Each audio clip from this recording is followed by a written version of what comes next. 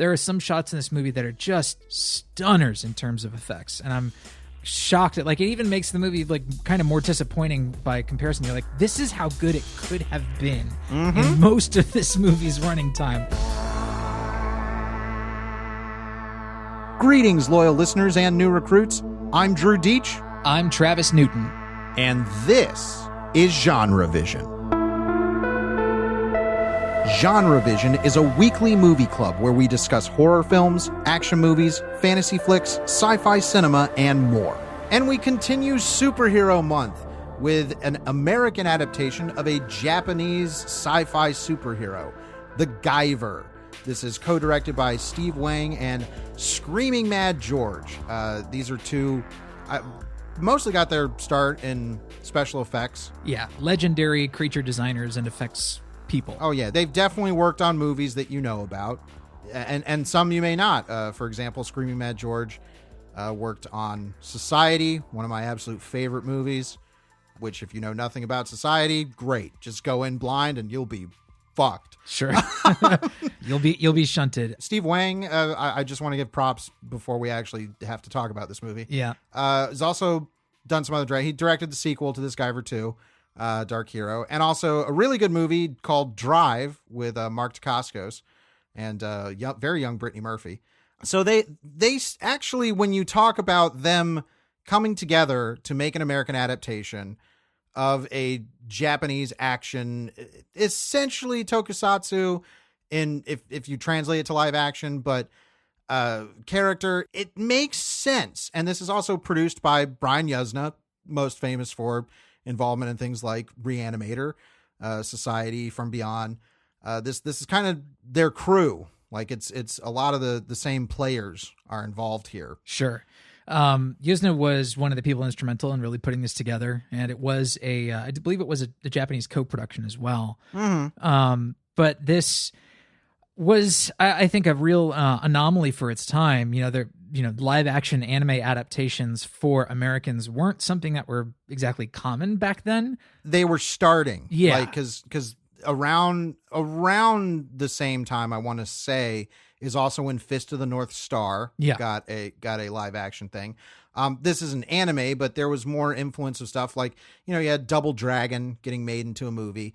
The push for anime really entering American pop culture in a big way started in the early 90s. It had begun in the 80s, but there was a genuine concentrated capitalistic push in the early 90s to get it on to Western shores, to American shores, and make stuff out of this. Yeah, well, there was this big wave of Japanese media coming over to the U.S., and I think one of the big gateway media of this whole era was Power Rangers, which was, something that was imported from Japan and reworked, from its original tokusatsu form, the Super Sentai shows, into this Americanized version. And I feel there's a similar kind of touch with Guyver. There is. I mean, I actually think it starts earlier because the first real big influx of, hey, what's going on with this anime shit, as far as something that was being taken very seriously and having some kind of effect on American culture,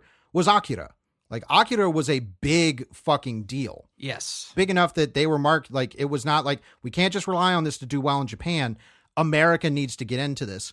And it set a tone and a tenor for what kind of the late 80s, early 90s understanding of what anime was. And frankly, what we know of anime today is very different from the perception of what it was in the late 80s and early 90s, which is that it was a lot more horror sci-fi driven.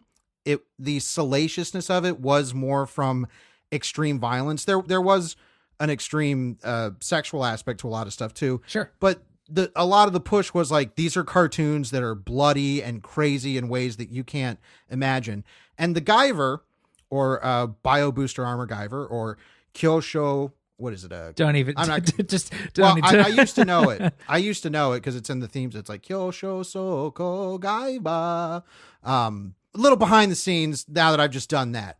When we were putting together Superhero Month, Travis pitched the Guyver to me. Unbeknownst to him, I am an enormous Guyver nerd. And it's a weird thing to be a nerd of, because it's not like a lot of the more popular stuff from even that era, like Evangelion. Sure. Which has gone on to have its own incredible life cycle. Guyver is a very, very niche thing of a niche thing, I feel. And it's something that I've seen all of the anime, the two OVA series. I've seen the original OVA movie. I've seen the 2005 series. I've read the American releases of the manga up to when they stopped publishing them.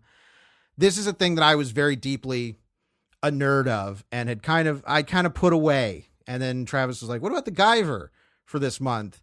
And I was like, well, I've seen the Guyver before. And boy, did he. And the thing was, I'm like, look, we can do this and I can talk about the Guyver, but this movie is, in some ways, it does remind me of the movie we did last week, The Shadow. Because I will say there is incredible promise on the screen in the Guyver. Oh, for sure. I think there is plenty of stuff on the screen in this film that means like, oh man, they could have actually made a really cool flick had they arranged this in, some sort of different configuration. There's like plenty on the screen in terms of effects elements and, the way shots are conceived is like, oh man, this could have really been something.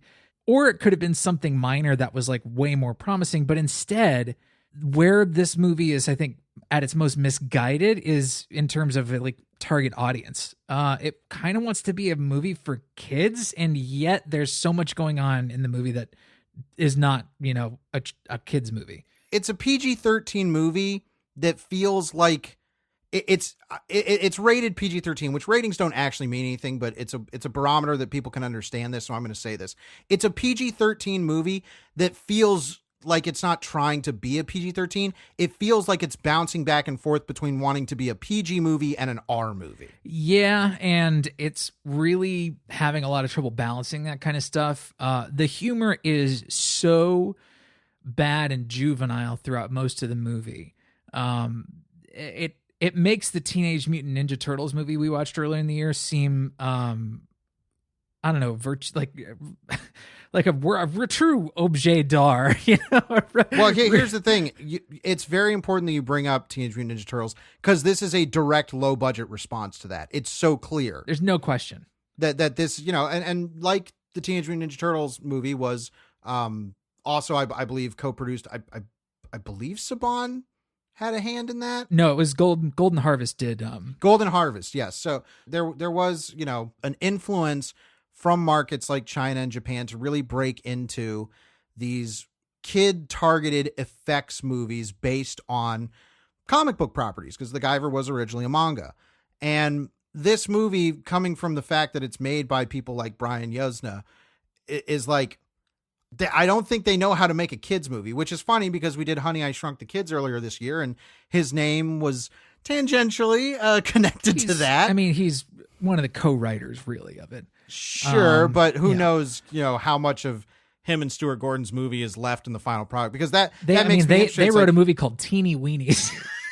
Yes. So, I mean, that's the thing. It's like, I wonder if we saw that version, that it would be kind of like the Guyver, where it's like, well, this wants to be a kid's movie, but there's some shit in this that just is not, I'm not saying that kids can't ingest R-rated or weird stuff, but tonally, like the Guyver is an incredibly tonally misguided movie. And what's surprising about that is, as an adaptation, it's like 50% faithful. I won't even say it's like 60 or 70% faithful to a lot of the core stuff that's going on. The opening sequence in which a scientist is trying to escape from a bunch of thugs who work for a group called the Cronus Corporation, and he is secreted away some mystery object, which we will find out is the Guyver unit.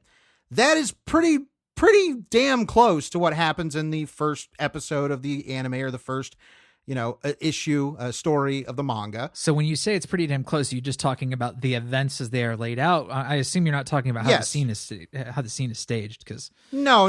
Well, it's extreme. Like, they're not the characters. Like, we have Michael Berryman in this, and Jimmy J.J. Walker, and they're playing, movie punks, essentially, henches. Poorly. Yes, very poorly. Whereas in the comic, the Cronus Corporation are sending, like soldier looking dudes with cool sci-fi helmets and shit. Sure. You know, like way cooler looking shit just visually. But in this opening, we get to watch them turn to monsters. And if there is, as we said, one thing that deserves championing for this movie, it is a really good monster effects movie. Yeah, especially when it focuses on transformation gags. The transformation gags are all, well, almost universally like really cleverly conceived and pretty damn well executed, even when they involve optical or digital amplification or modification. And yet it's like swinging so wildly between, check this fucker out, like look at this effects gag, it's incredible. And then it dumps you back into the sad reality of the movie, which is like nobody has any chemistry. Like the dialogue is awful. Everybody, nobody seems to have a solid idea of like what kind of performance these characters should have. Like, I don't know. It's off even from the very beginning moments, which has this VO. There's this star field, and of course they, this voice comes on and explains, at the beginning of time, aliens came to Earth to create the ultimate organic weapon. They created mankind. By planting a special gene into man, they created the zoonoids, humans who can change at will into super soldier monsters, and on and on and on. And it's like a Star Wars thing where it catches you up like, here's what's happening, and the Doctor is escaping from the monsters right now. Well, a couple things. For like, again, I was surprised at how much this mirrored our experience with The Shadow, because I think similar things, when there were clever effects ideas going on in The Shadow, or they were executing its kind of genre ideas visually, it usually popped. It usually worked in really cool ways. The same thing can be said of the Guyver, and we can point out some specific moments if we want. But to your point about the opening VO with its Star Wars text does feel like what was the reason they did it for Star Wars too, which is like, we need to clarify shit. Like, people are going to be confused about this. Sure. Clearly, Star Wars found a much better way to present it. But this one, I understand the reason they did it, but I don't think it was actually necessary, because it actually front loads the movie with a ton of lore that is just going to kind of go over people's heads. Right. You could easily just play that first scene out with, the dialogue is really simple. Where is it? Do you have it? I want it. You need to give it to me. Like, what is so crazy about this that it all needs to be over explained? And then we actually see this scene again from a different perspective. Marky. Yeah, from the perspective of Mark Hamill's character, who is around for so little purpose in the film. He is a perspective character in several scenes. Bullshit ways, yeah. Yeah, but I mean, his casting here is really just stunt casting to give a name on the box that would make people show up. Well, I mean, if this movie's remembered for anything, it's for the lie of the box and the poster. Yeah, with Mark Hamill's face being half of the Guyver, making people think that Mark Hamill was the Guyver. No, he is detective made up for the movie. This is not a character that's from the original source material at all. He does not look happy to be there. No, I mean, Mark didn't work with Brian Yuzna and crew ever again, I believe. So take from that what you will. I mean, some of the effects that they've managed to pull off on him, I'm sure were not comfortable to do. He undergoes a pretty wild transformation later on. Yeah. But yeah, I love Mark Hamill. I think he's kind of he's now become kind of a cantankerous darling. Love it. Which is great. And he's absolutely all about taking the piss out of himself, which is beautiful. And I love him as a performer. I think he's a genuinely good actor. And he is someone who is deeply a nerd. Mm-hmm. Like, I've seen his directorial effort, Comic Book the Movie, so I know what I'm talking about here. This guy was a big dork with people like Miguel Ferrer and Bill Nunn. Not Bill Nunn. What's the fucking... Oh my God, the Twilight Zone kid. It's a Good Life. Bill Mummy. There you go. Thank you. And there's photos of them like hanging out, looking at records and talking about comic books and shit. Yeah, Mark Hamill is a real dyed-in-the-wool dweeb, and I love that about him. I would love to have seen a starring role for Mark Hamill in something like this. I think he could have done a great job with the voice acting and not even have to wear the suit. He could have gone full Pedro Pascal and not been on set for most of the production schedule of Mandalorian.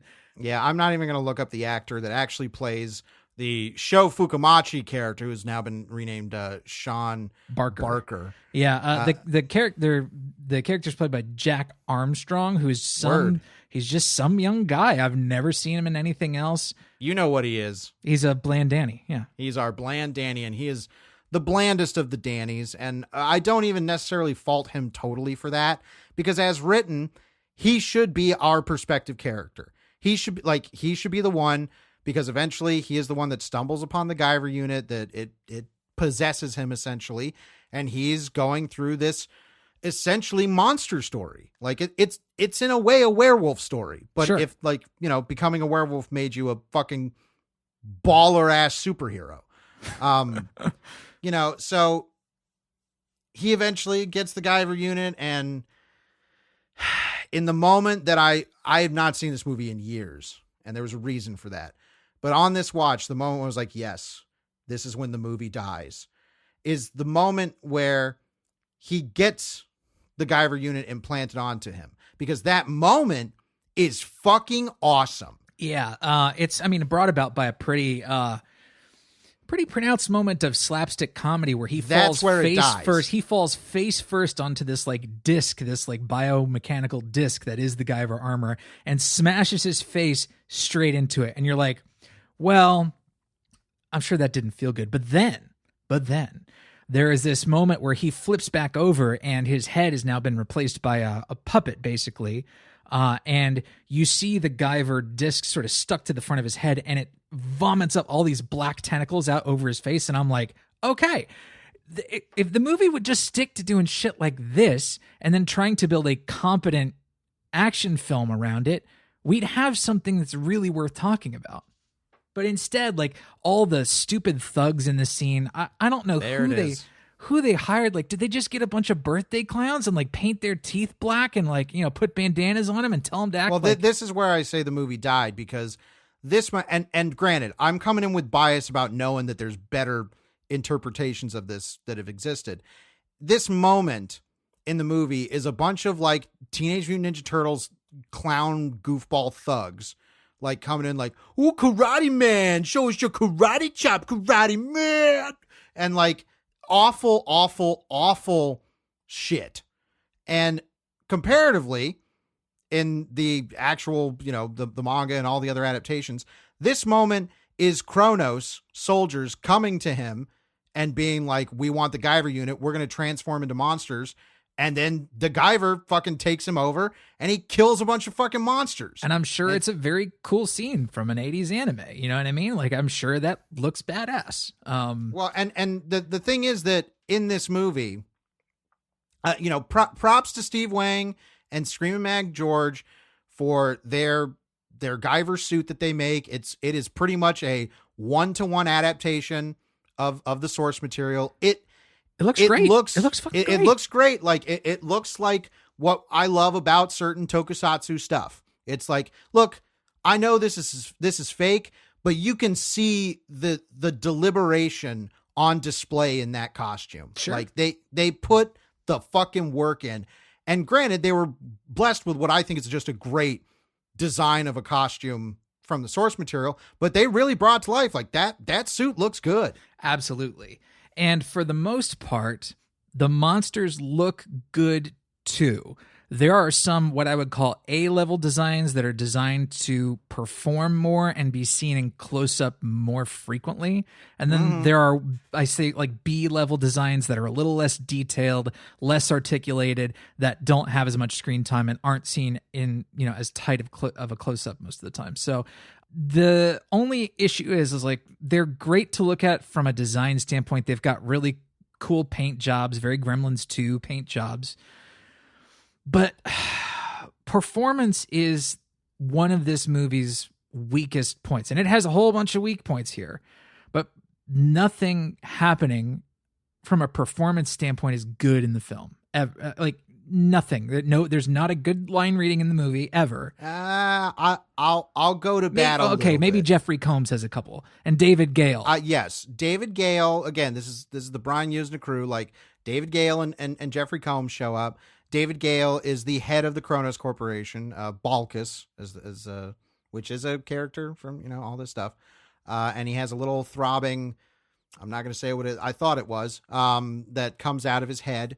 And David Gale's like, he's literally just like, Brian Usna's calling him up like, David, I need you to come be the same character you're in every one of my movies. Yeah, come play a horse-tooth pervert in this movie for me, please.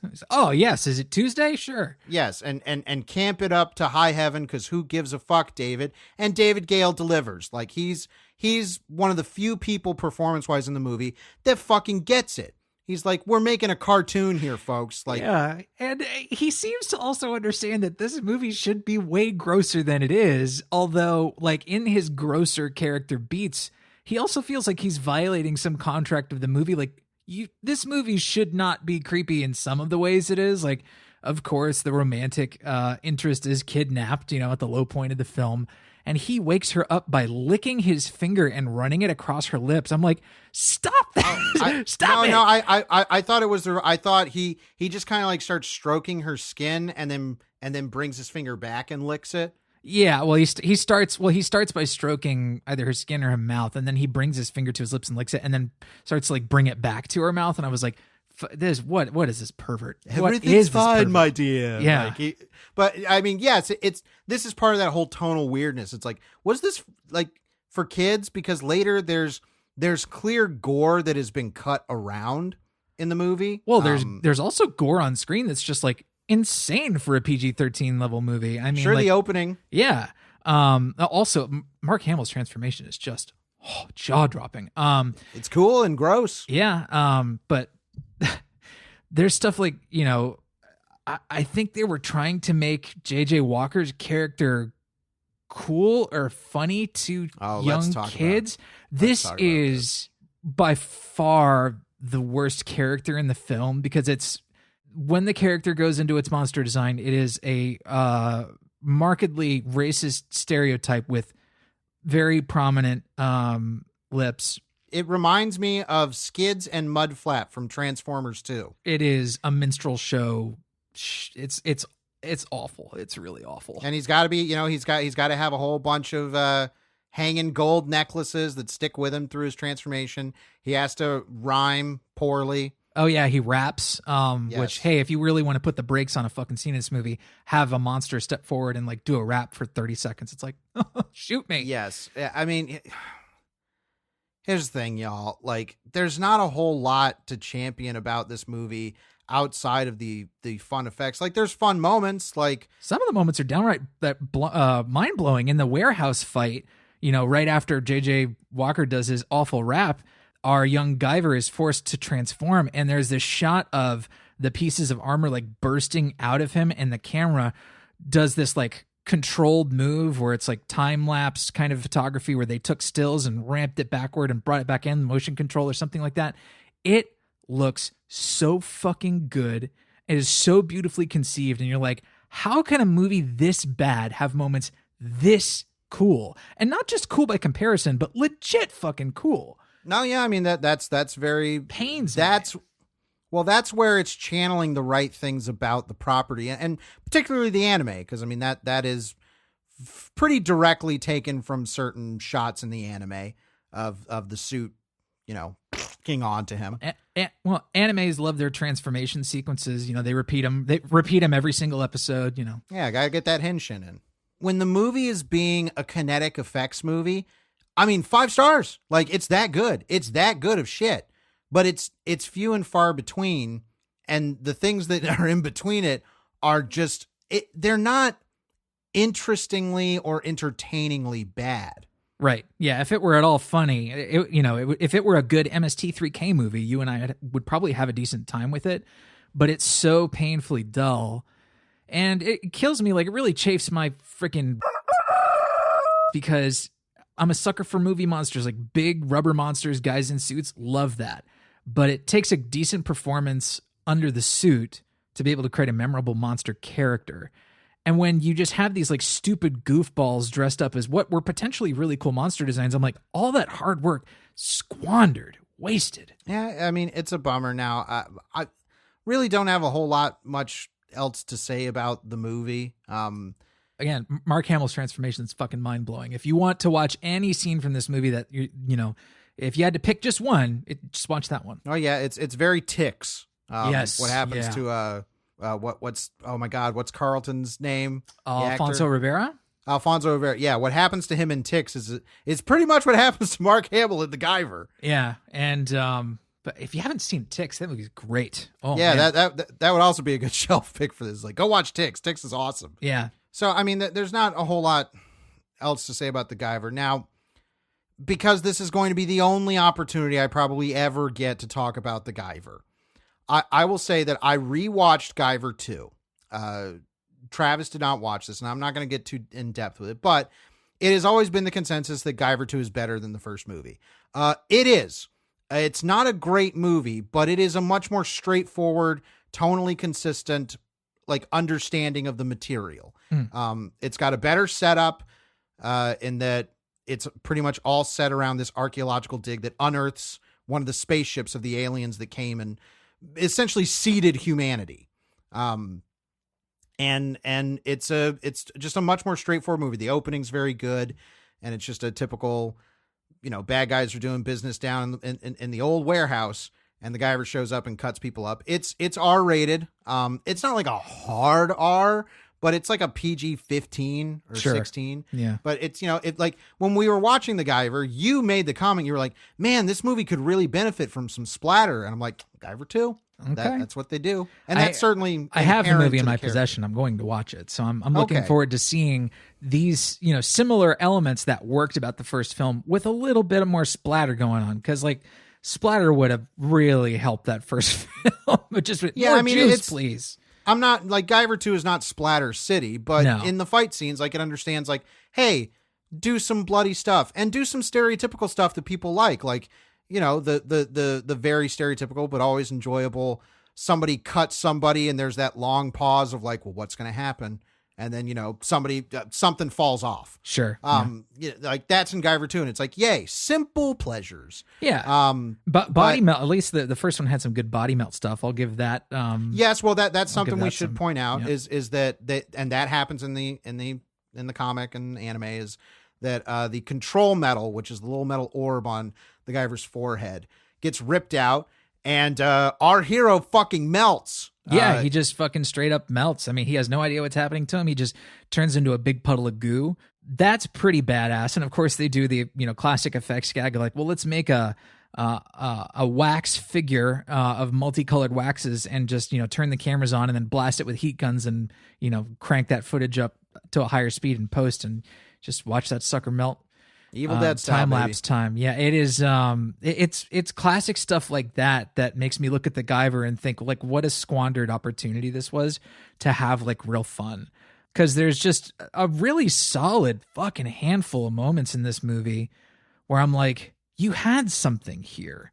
And I hope, because I will watch Guyver 2 Dark Hero, that I hope that they just expand on that a little bit more. Hopefully David Hayter is a bit more of a presence than Jack Armstrong was. Yeah, I mean he's at least more entertaining of a presence. Okay. Like for good or ill, but he's like Guyver 2 is an upgrade in every way, but it's not a great movie, but it's really, I mean, the promise is there because I genuinely believe that the source material is fun for what it is. It is a big giant monster showcase, like, and it's a monster showcase with extreme violence. I mean, like, that part of the marketing of the Guyver, and I think even the 2005 series that they did was like the face of ultra violence. Like, it's like, that was the selling point, was like, these are monsters getting cut the fuck up in crazy ways and people shooting lasers out of their tits. Like, that's one thing the anime, well, it's several things right there. The anime does very well. Yes. And maybe nowadays that would be easier to accept or execute in a live action version. But the one that we have is just, it's, I'll say this, and it's because Travis said it. Even though The Guyver's not a good movie, it probably is a pretty decent gateway into the property and potentially other realms of that kind of anime. Yeah, well, it acted as the gateway for me, because we're doing this movie and because this movie has that really nice handful of promising moments. I'm going to go further with it. I'll probably end up watching some of the anime, and if I like it, I'll keep going.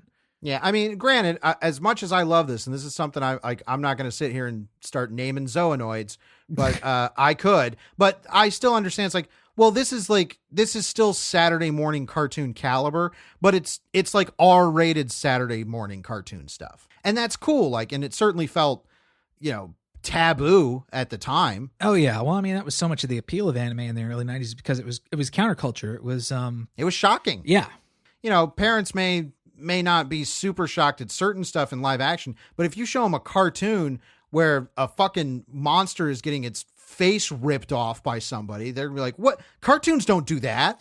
Yeah. And that was part of the appeal. It was very subversive for Americans to see something like that. Definitely would have incited, I think it definitely did incite a moral panic, although the moral panics there were probably pretty minor. But, of course, whenever these new art forms come over, or relatively new to Americans, like whenever they come over, there's always some sort of moral panic. Pokemon had its, moral panic, with gambling. Oh, no. Sure. I mean, if nothing else, I'd be interested if some of our audience has any familiarity with the Guyver outside of these movies. Because I do. Like, it was, I remember an ad running on the preview channel. Good Lord, I'm old. And where they used to have a little box up in the corner where they'd run ads late at night. And one was for mailing away for anime movies. And the whole kick of it was like, these are not cartoons. These are adult, yada, yada, yada. And they were selling stuff like Akira and I think like Wicked City. Oh, sure. Yeah, the classics. And like that, like that kind of first push of like, we're going to bring to America some of the really twisted, very horror influenced animes. Mm-hmm. And Guyver is like, I think a big bummer of the Guyver movie is that it doesn't rest on its horror laurels enough, because it is a horrifying thing. Like, it's horror sci-fi. At the very least, it should have been a fun monster movie.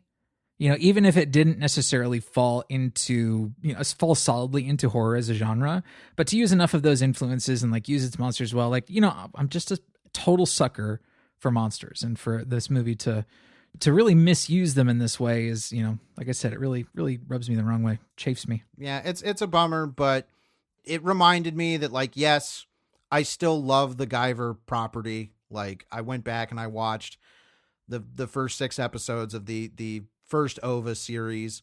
I looked up some other stuff like that. And now that we're going to have to jump over to the shelf, where we pick some movies that act as good pairings, or in this case, a substitute for our main topic. We encourage all of you to give your own shelf picks at GenreVision.com by commenting on the post for this episode. If you give us shelf picks, and make sure to note them as your shelf picks in your comment, we'll feature them on next week's episode.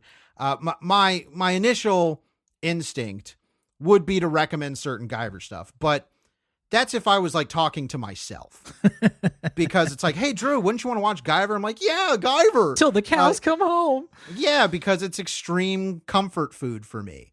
The animation's good, and specific, like the original OVA. I'm just going to run down through Guyver stuff real quick. The original OVA isn't bad. It's a very loose adaptation. It's also probably the most salacious. It has a pretty infamous tentacle scene. That's all I'll say. And it's not bad, but the OVA series that they did is much better. The animation quality is much better. It's much truer to the manga. And, they made 2 of them, so it's 12 episodes total, but they were made in separate times, and really the first half's better, the first 6 episodes. The 2005 series I watched, and I don't remember. I own that entire series, and I tried to watch it again because that is on Hulu if anybody wants to check that out. I believe it's only available in the dub version. And I remember it's like, oh, right. Like they kind of sanded some of the edges off the Guyver. It's not as violent. It kind of falls into more modern tropes of anime. They still translate things, and they go further with the story than any of the other adaptations did. But what wasn't enough to get me to check that back out again. But that's not what I'm going to pick for my shelf pick. If you want another comic book adaptation from Brian Yuzna and crew that does go full bore, that is insane, and actually I'm It's my shelf pick, but I can't recommend it to a lot of people because it is scuzzy as fuck. This is Faust, Love of the Damned.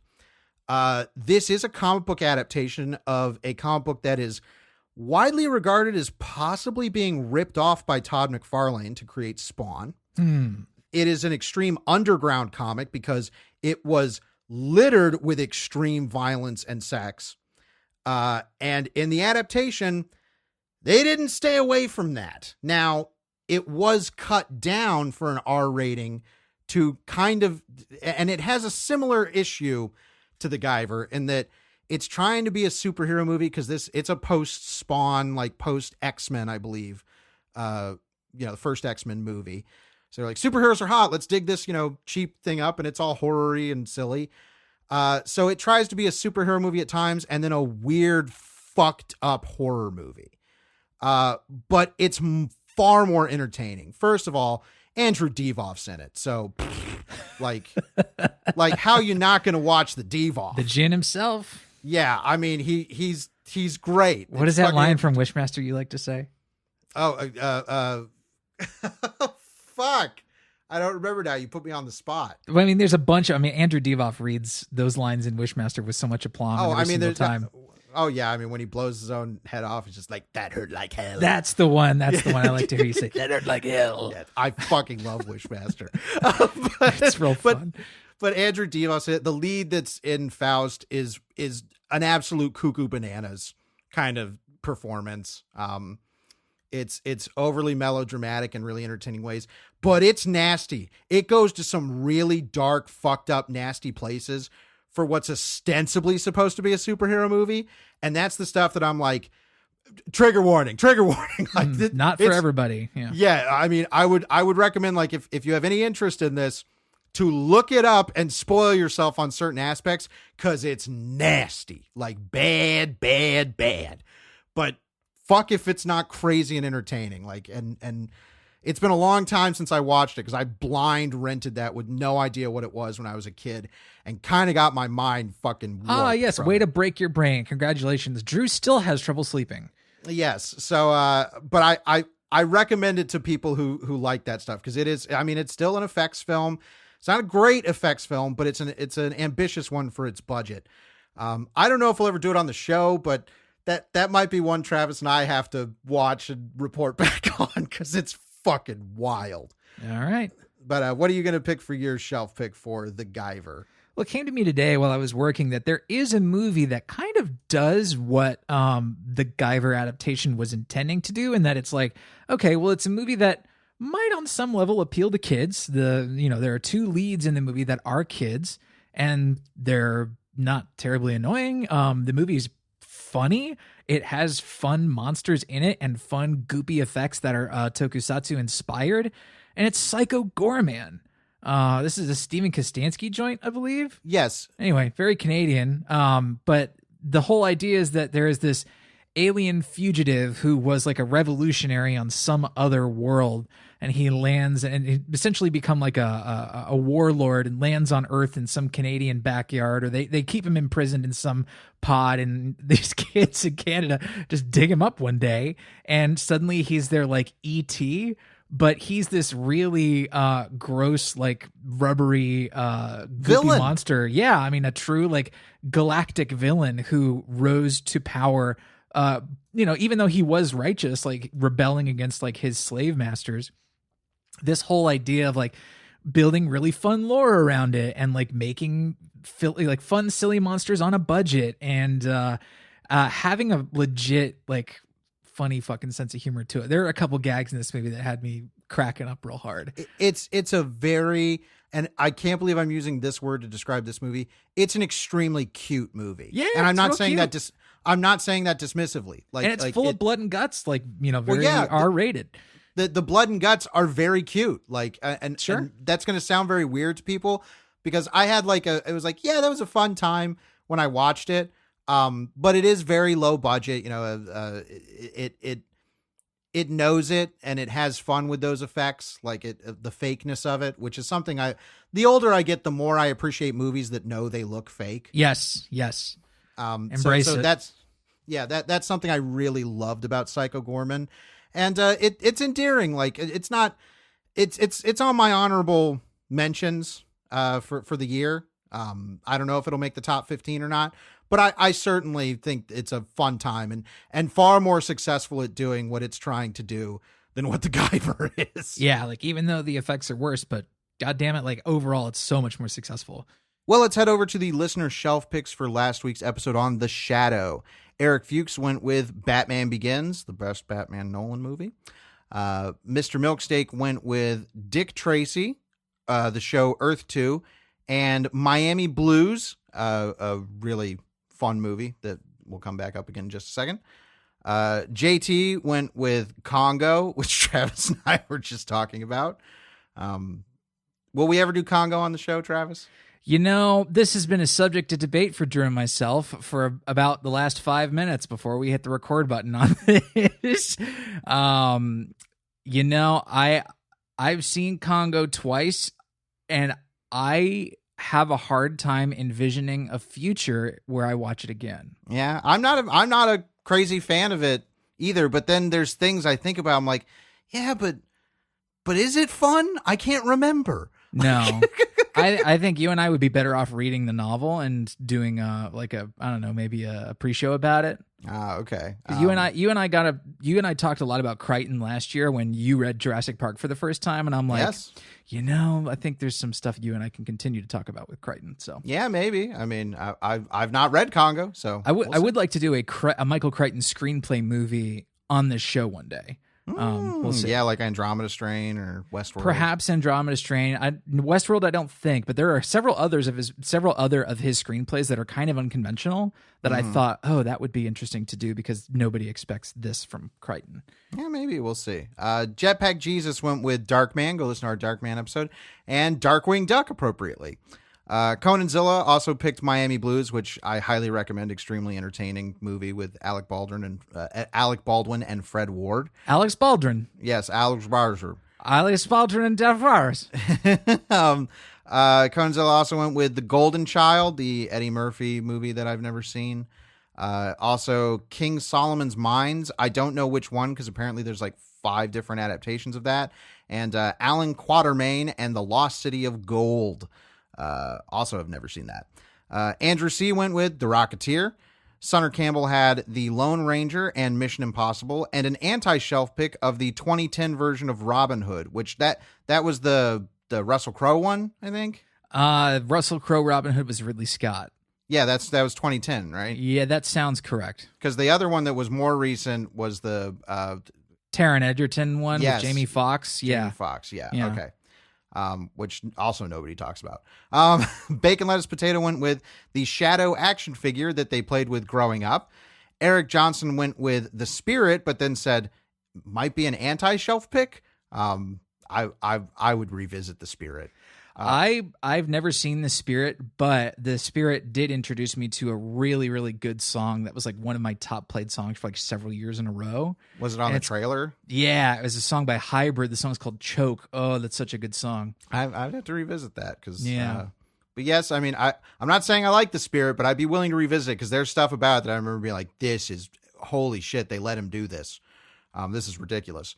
And last but certainly not least, Stephen Esbella went with Big Trouble in Little China, an absolutely wonderful West meets East fantasy action adventure film.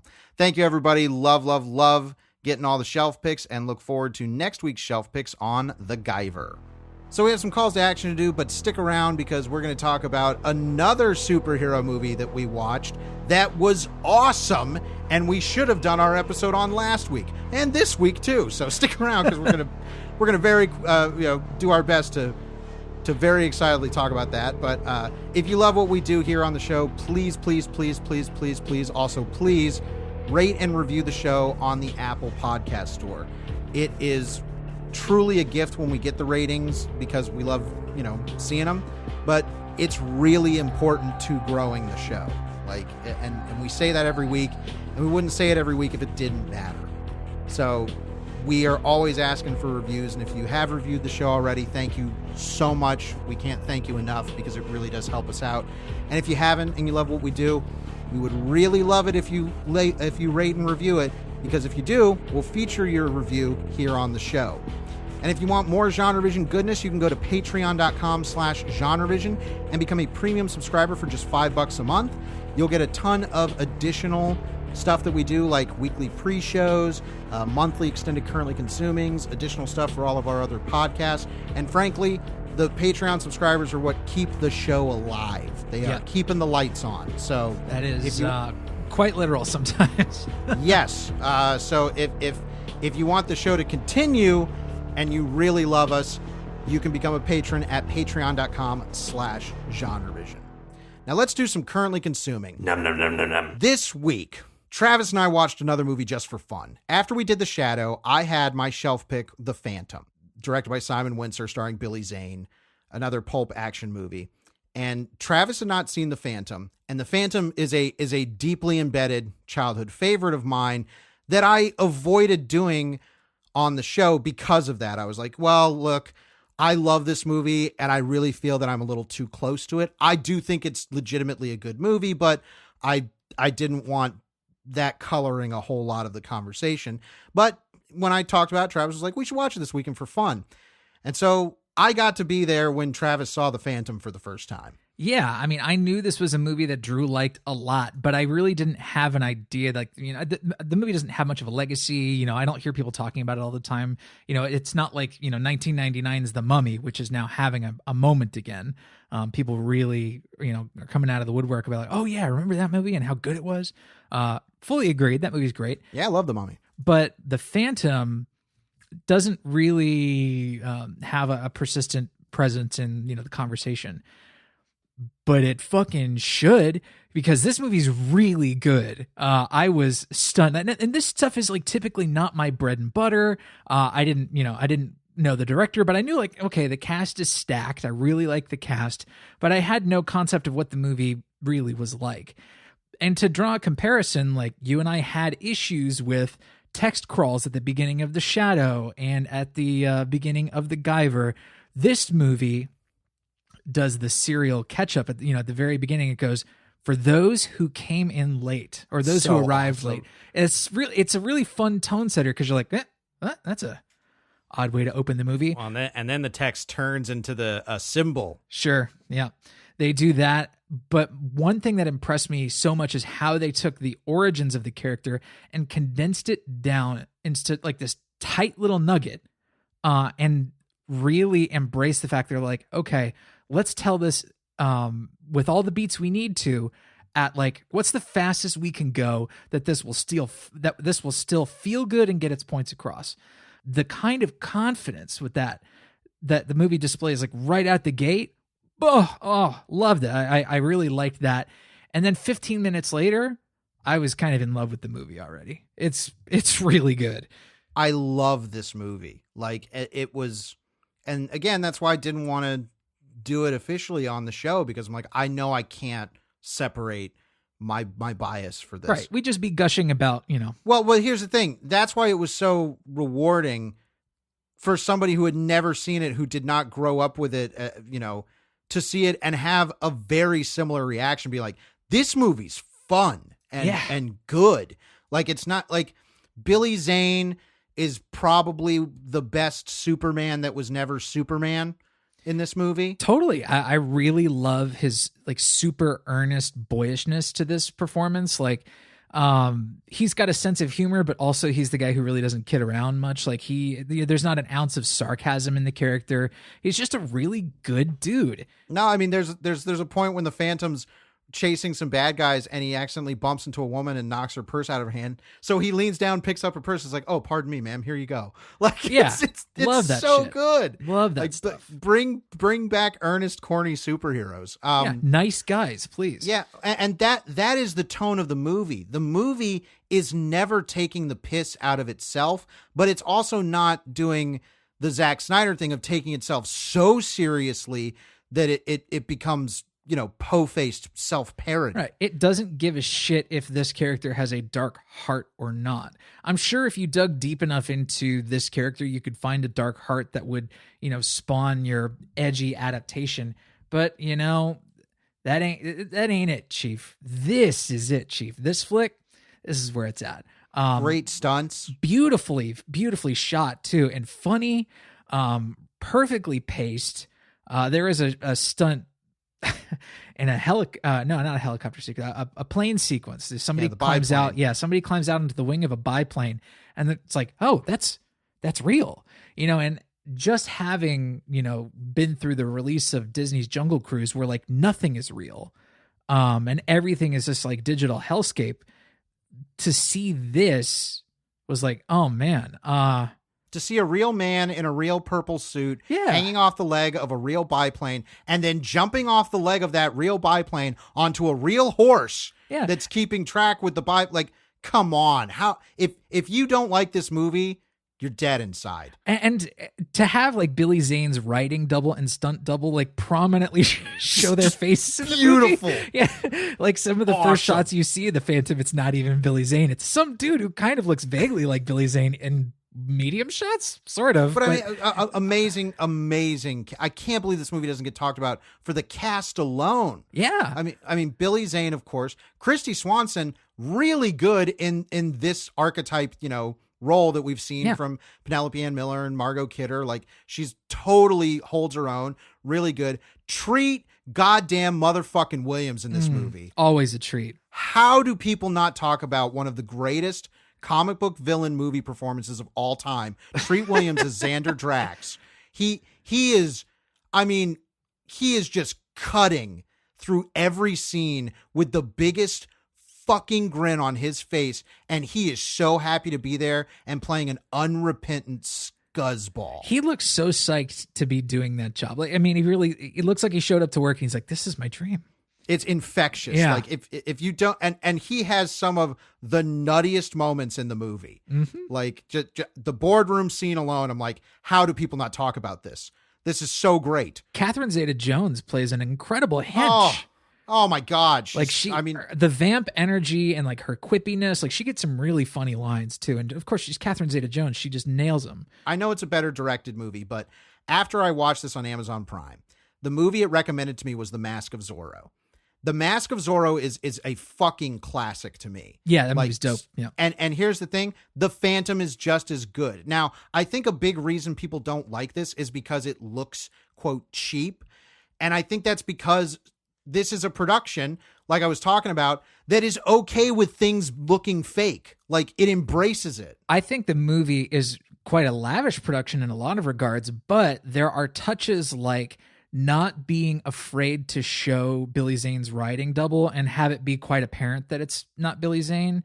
I think those kinds of techniques, I would like to think they knowingly embrace the fact that like this is like a corny old serial. Yes, well, I mean, but the big ending set pieces take place in the fakest fucking cave you've ever seen, with pirates dressed up like fucking like they're from the Peter Pan Disney cartoon. For more than one reason, it reminded me of that scene from Paul W.S. Anderson's Mortal Kombat movie where they're on the ship in the middle of the ocean. And it's just it's clearly just like I don't know. They found a laser tag arena to shoot in for a weekend and fill it with fog. But no, like the way that that's lit, I do think makes it kind of look cheaper in some regards. But like you show up there and Cary Hiroyuki Tagawa is there and he's acting his fucking ass off as this like pirate role. Oh, he's a pirate king who is just ultra sex. Like this might be the hottest he's ever been on. This camera. is platinum era Cary Hiroyuki Tagawa. I mean, and he that has mustache. Come on. I mean, when he says, "Oh, that's just old pirate talk for load the cannon." I mean, fully loaded. You're gonna watch Richie from the fucking Sopranos get one of the greatest film deaths you'll ever see, dude. Oh, this movie rules, and anybody who says it does not, like you said, is dead inside. Your light has faded. Like this became an impromptu Phantom episode. Like, don't watch the Guyver. Watch the Phantom. Yeah, fuck like, the Guyver. Like, yeah, I love the Guyver. Fuck the Guyver. Watch the Phantom. This movie deserves the kind of renaissance that The Mummy and The Mask of Zorro have gotten. Yeah, I mean, the location shooting in this, I recognized a couple of locations in Thailand that they used because it's been used in several other movies, but I was like, damn, this looks good. For the audacity for somebody to say this looks cheap. Like, fuck you.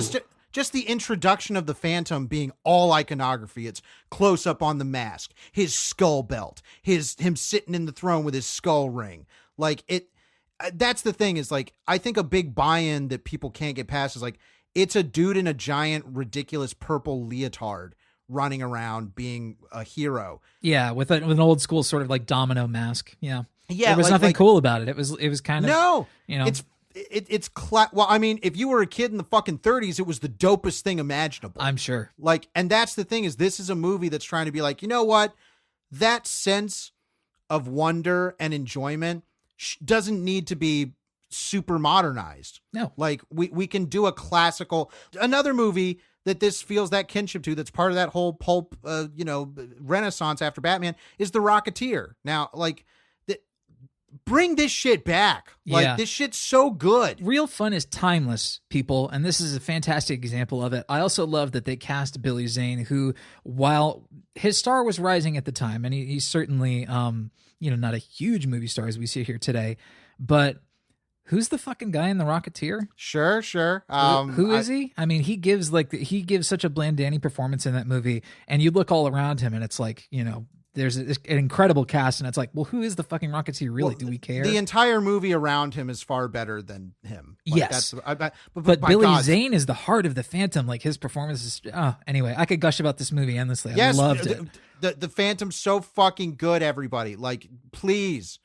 It's currently... If you have Amazon Prime, you can stream it on Amazon Prime. Watch The Phantom. The Phantom. Like, watch The Phantom. Like, that's all. If you take Why are anything you still listening? Go watch The Phantom. if you take anything away from our Guyver episode, it's watch The Phantom. Please. I had something I was going to talk about, but compared to The Phantom, it's so small potatoes that we're, No one refuses The Phantom. Like, it's so fucking good. Anyways, watch The Phantom. We're going to conclude Superhero Month next week. I'm going to tell you something. Superhero Month, it peaked early. Like, yeah, there's no movie that we're going to do that's going to beat the Suicide Squad this month. But still fun. Our hope and prayer is that we're going to end on the potentially crappiest of notes that might actually be the greatest. We're doing Roger Corman's, it's not even direct, he's just produced it. That's what everybody calls it. It's his unreleased The Fantastic Four film. I have seen clips from this all my life and have heard the rumors about it, but have never sat down and watched the actual movie. Neither is Travis. We're going to do this. There's also a documentary out there called Doomed about the story of it. I'm going to watch that too. I don't know if we'll talk super about the documentary, but I want to end this month on a high note because the Guyver, the Shadow, Superman 2, it's been rough and we didn't intend it to be. Yeah. I mean, thank God for The Phantom, the movie that wasn't even on the schedule. Sure. And the Suicide Squad, which is amazing. But next week, we're closing things out with the Fantastic Four from, I believe it's 1994. It's 94, correct. Yeah, appropriately. So if there's ways to get your hands on a copy of it, it's out there. It's not terribly hard to find. No. It's at this point, you don't have to go to conventions to get bootleg VHSs of it anymore, like back in the day. But and if people have seen it, I would love to hear their thoughts on it. But we hope you'll join us to close out Superhero Month. I pray on a fun note next week with the Fantastic Four from 1994. As always, we want to thank you so much for listening. I'm Drew Deitch. I'm Travis Newton. And we'll see you next week. Right here on GenreVision.